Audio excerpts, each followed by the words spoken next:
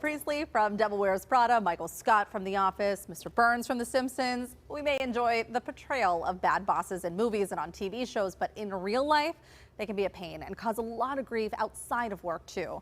Holly Wilbanks from Wilbanks Consulting Group is here to talk about how to handle those really tricky and sticky situations. Thanks for being here today. No problem, Heather. So what qualifies, do you think, as a horrible boss? Well, we have a lot of examples of horrible bosses, but typically horrible bosses will fall into two categories.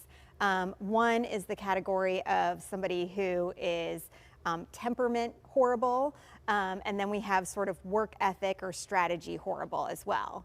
And it has to be somebody that you're reporting to, your direct supervisor. This is not necessarily somebody who doesn't have a lot of control over you in the situation. This person very much has control over your everyday work and job. And I think that's where it gets really difficult, because you can't then say to that person, hey, I don't like the way that you're talking to me.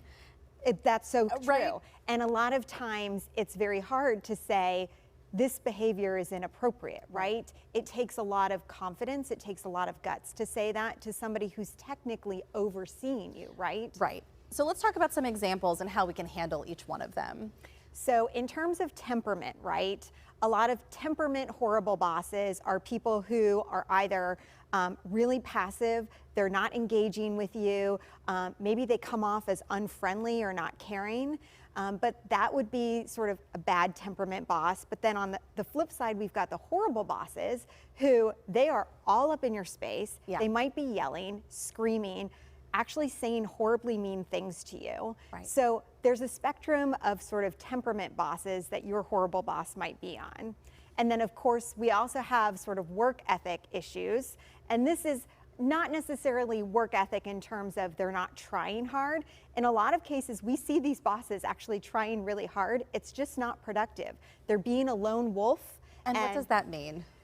They're really like trying to do on everything yes, themselves. they're taking on everything themselves. They're not communicating, and it really hinders the productivity not only of you, but most likely your entire department.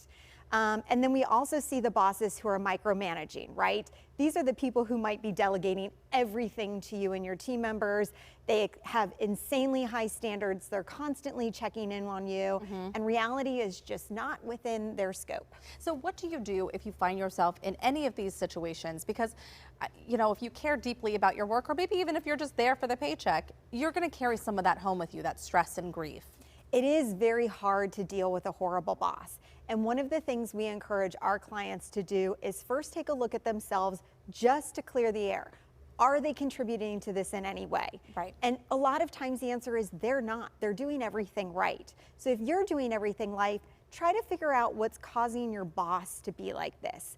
A lot of bosses, believe it or not, are very technically good at what they do, and therefore they're promoted without a lot of management or leadership training.